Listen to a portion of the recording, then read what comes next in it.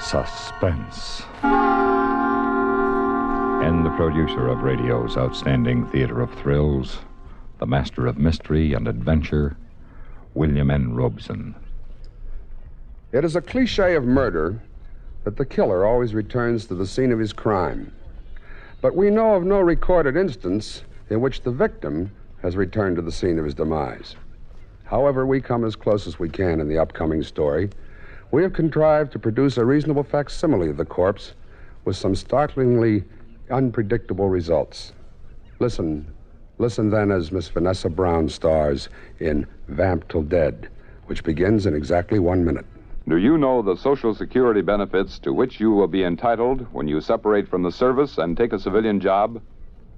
Here's a tip from Social Security. Disabled workers at any age up to 65 can now look forward to monthly Social Security benefits.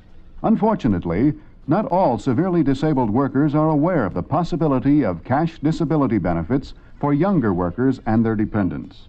Illness or accident may strike at any age. Disability, while young, often causes the greatest economic hardship, with a growing family to be cared for. For this reason, Congress has improved Social Security protection against loss of income and offers disability insurance benefits with no age limitations. To find out more about the protection you have under Social Security, write to Social Security, Department 15, Hollywood 28, California. And now, Vamp Till Dead, starring Miss Vanessa Brown. A tale well calculated to keep you in suspense. Your first name, what did you say it was? Amy, Mr. Gentry. Amy Watkins. Amy. Yes. And are you a good secretary, Amy? You have all of my recommendations, Mr. Gentry. I mailed them to you a week ago. Oh, yes, to be sure. I must have looked at them or I wouldn't have hired you and had you come all the way from New York, now would I? Do you think you'll like it here in this big house working for me? I hope so, sir. Tell me, what do you think of me? I beg your pardon? Me, how do I strike you? What am I? A gentle person? A wit?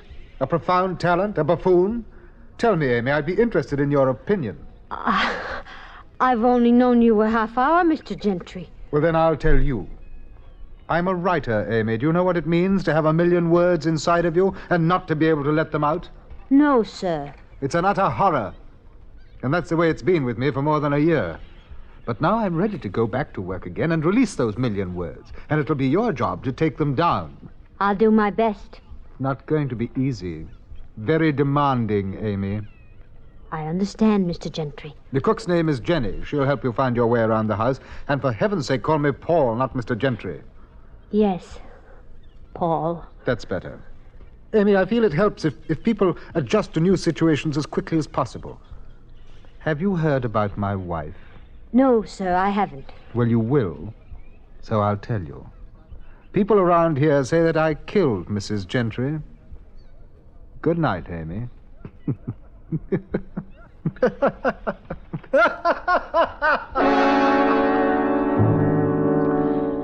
I ran upstairs to my room. I could still hear him laughing even after I closed the door. And then finally he stopped.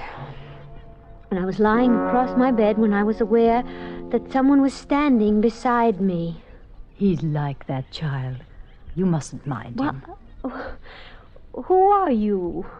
I'm Jenny, the cook. Oh, yes. Oh, but somehow you don't look like a cook. Oh, my dear, I find more inspiration in cooking meals for a great writer like Paul Gentry than I ever found in the 23 years I taught high school English. Oh, I see. Now, don't let him upset you. He really doesn't mean it. He can be as gentle as he is harsh. No one really understands him. Did Mrs. Gentry understand him? No, she didn't. She never made an attempt. There's a question in your eyes, Amy. Yes. Was she murdered? Yes. In that little guest cottage down by the brook. You can see it from this window. How did it happen? It was almost a year ago. They argued over something trivial at dinner. The flowers on the table. Mrs. Gentry ran out of the house. A few minutes later, I could hear her playing the piano in the cottage. Some little tune that always infuriated him. The next morning, her body was found slumped over the piano. Her neck was broken. And people think there was no evidence against Mr. Gentry, no proof. Only hearsay and talk. I see. Now there's a question in your eyes. Yes, Amy. This information doesn't seem to disturb you. And that puzzles me. Because along with that, there's something about you. What? It's about your appearance, my dear. Really, it's quite remarkable how much you resemble Isabel Gentry.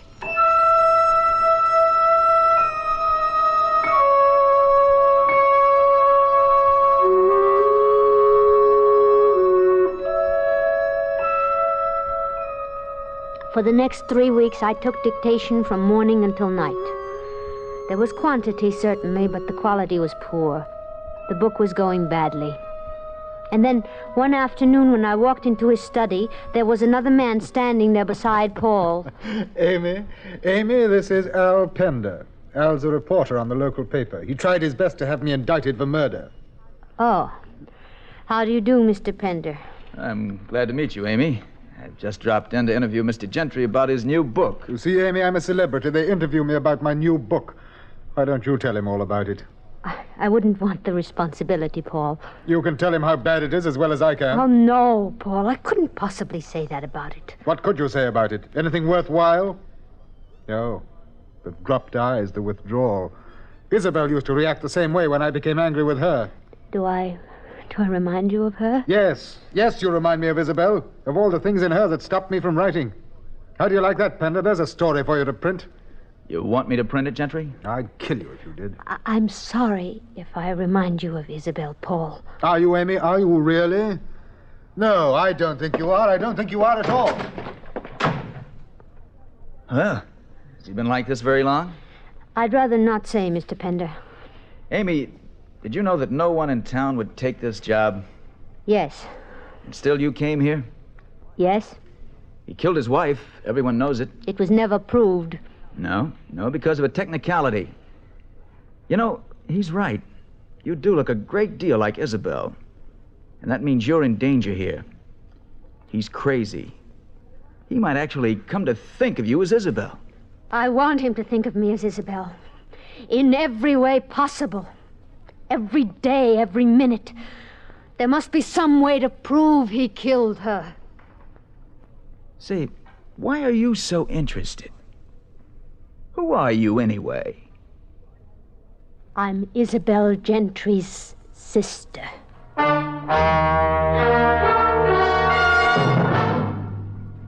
The second act of Suspense continues in 1 minute. This is Johnny Baker with Communism on the Spot. Here's another case that illustrates the worthlessness of Soviet constitutional guarantees. On one Thursday morning in 1940, Soviet workers were told about the change to the 8-hour day and the 7-day week. Just the day before, workers had completed a 7-hour day, part of the 5-day week established under the 1936 Constitution. But now they were suddenly required to work 21 extra hours a week. They knew it was impossible for the Constitution to have been amended, since amendments must be approved by the Supreme Soviet, which wasn't even in session. They could therefore only conclude that this was another arbitrary violation by the government of a constitution it held far from sacred. And now, we continue with Act 2 of Vamp Till Dead, starring Miss Vanessa Brown. A tale well calculated to keep you in suspense. Yes. I am the sister of the woman Paul Gentry was accused of murdering. I was abroad during their courtship and marriage. We had never met. So it was simple for me to begin my campaign. I began to do everything the way I had remembered Isabel. I wore her favorite perfume. I held my head to one side and smiled the way she used to. I started using her expressions in my speech. I wasn't sure whether I was torturing him or he was torturing himself. But I was certain he began to think of me as Isabel. And then I began visiting the guest cottage where she was murdered, and playing the piano at which she died.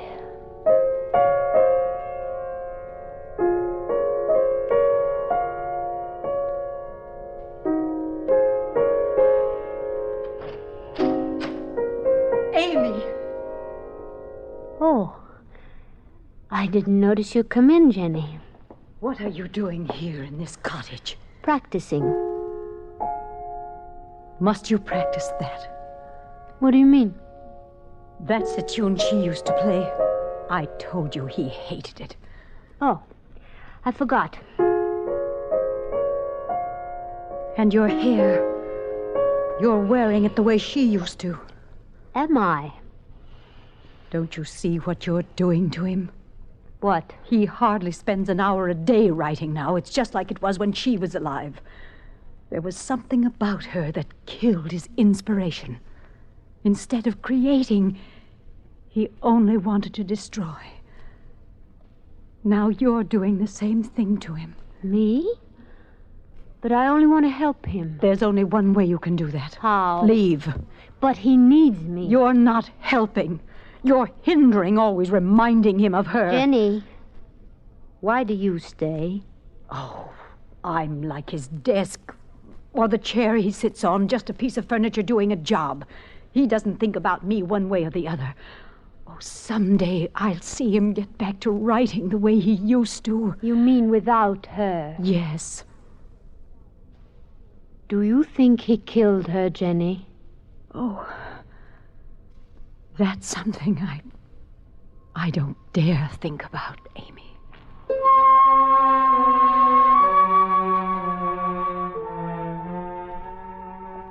I thought about it. In the days that followed, Paul's work went from bad to worse, and so did his temper. He was unmanageable most of the time. He would slump in his chair, drinking and staring at me. Just staring. Staring, staring, staring. I knew he was almost ready to break the day he went into a rage and he started throwing things around his study. I left the house, walked down to the guest cottage, sat down at the piano and started to play. Was this it, I wondered? Would the trap be sprung now? I hadn't long to wait. Behind me, I heard the door slowly open, and I continued playing. First move would have to be his. Hello, Amy. Al? Surprise you? Yes. I brought you something. A gun? What for? Well, if you won't be sensible and leave this place, then you need it for your own protection. I can handle my situation without a gun. Can you? That man is out of his mind. The first time he comes at you, let him have it. Everybody in this town knows about him. Look, no jury would ever convict you. I came here to get proof that Paul Gentry killed my sister. I want him to pay for it legally.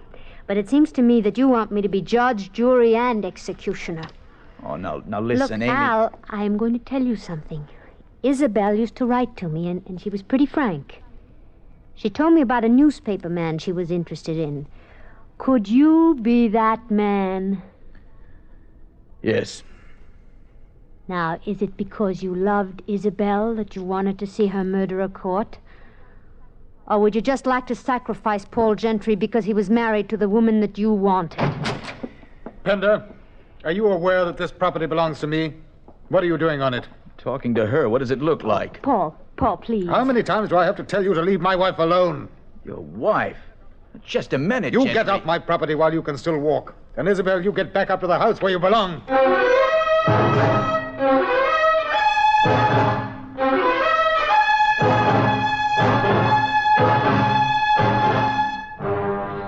I ran back to the house up to my room. A moment later, I heard his heavy steps coming up the stairway. And before I could do anything, he was standing in my doorway. Isabel. Isabel, why did you make me do it? Why? Why did you do it, Paul? I couldn't help myself with those men all the time, especially Pender. Amy. Isabel's dead. You're Amy. Why do you keep making me think that you're Isabel? Why? You're imagining it, Paul. Oh, Amy, why don't you leave here while it's safe? I think it is safe, Paul. You aren't afraid of me the way you were that first night? You aren't afraid of what I might do to you? No, Paul, I'm not afraid. If you really want me to go, I will, but I'd rather stay. I want to be close to you. Closer to you than anybody in this world has ever been. Oh, I don't want you to go, Amy. Ever. I love you. I know. I want you to marry me. Of course. Of course, Paul. Ever since Isabel died, I've wanted to be your wife.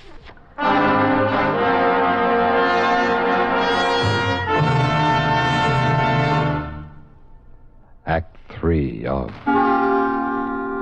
Suspense follows in 1 minute. This is Johnny Baker with Communism on the Spot. The communists insist that Soviet citizens enjoy basic freedoms under their constitution. In theory, the Soviet Constitution does promise freedom, civil liberties, and justice under law. These are, however, merely paper guarantees which carry little weight. For the same Constitution also declares that these freedoms are to be exercised in conformity with the interests of the working people and in order to strengthen the socialist system. The Communist Party, as the vanguard of the people, decides what these interests are. It interprets the Constitution as it sees fit. It thus turns out that the rules of the party, not the Constitution, are the supreme law of the land. And now, we continue with Act 3 of Vamp Till Dead, starring Miss Vanessa Brown. A tale well calculated to keep you in suspense. Next day, we were married quietly by the justice of the peace. Surely this bait would spring the trap. Surely my sister's murderer would attempt to kill the woman who so closely resembled her and now replaced her. That night, I dressed for dinner in the perfect image of my sister. And Paul greeted me as I expected him to. Isabel, you never looked more beautiful. Oh, thank you, Paul. Your chair? Thank you. You may serve, Jenny. Yes, sir. Oh, Jenny, use the large soup bowls, please, for Isabel. I understand, sir. I know you prefer them, darling. Yes. Is something wrong, Isabel? Paul, I just noticed. You have carnations on the table. Why, yes. You know I don't like carnations, Paul. I don't like them at all. Isabel, they were all I could get. I'm afraid you'll have to like them. Look, I don't darling. have to like anything. Have Jenny take them off the table. Now, see here. You'll either get rid of them or I won't eat dinner with you. You hear me?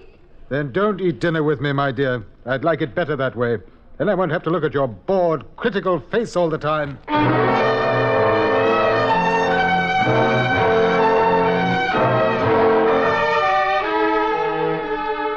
It was rude and cruel, but I had to know. I had to act the same way Isabel had acted, for it was just a year ago tonight that she had been murdered.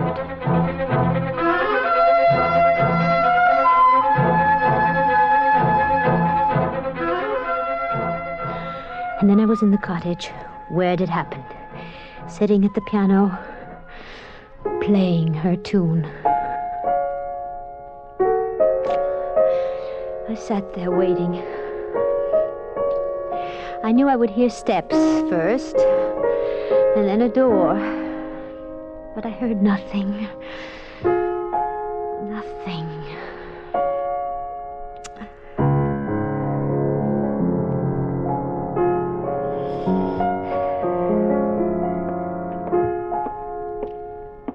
And then at last, I heard the steps.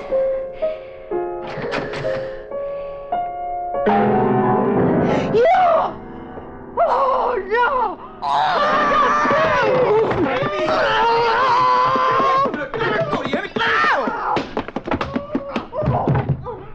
Amy, are you all right? Are you all right, Amy? Yes, Sal. Yes.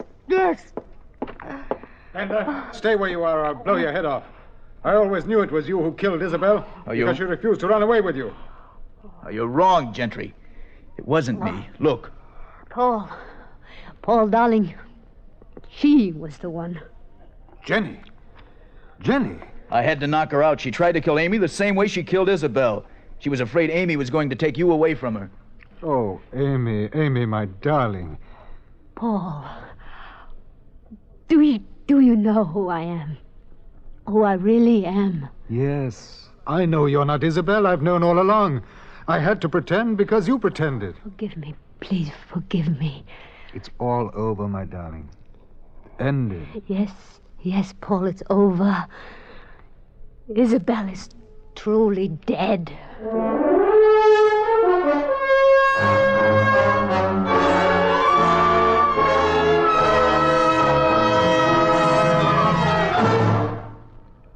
Suspense.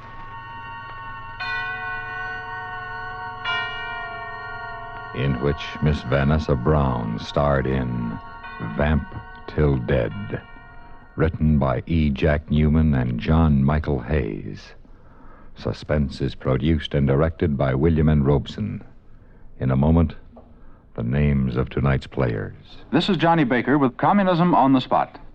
A few words now on the position of the family under communism.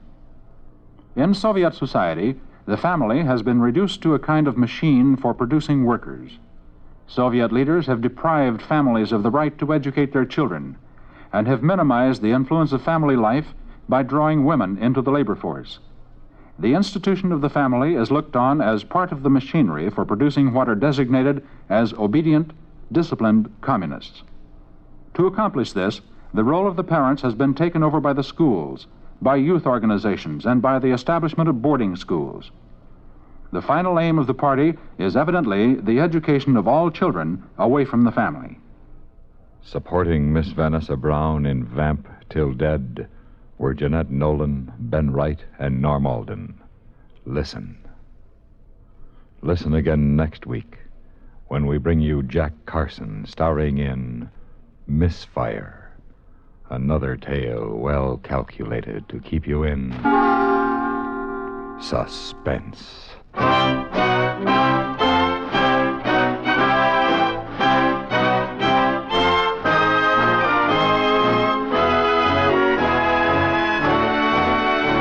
Suspense has been brought to you through the worldwide facilities of the United States Armed Forces Radio and Television Service.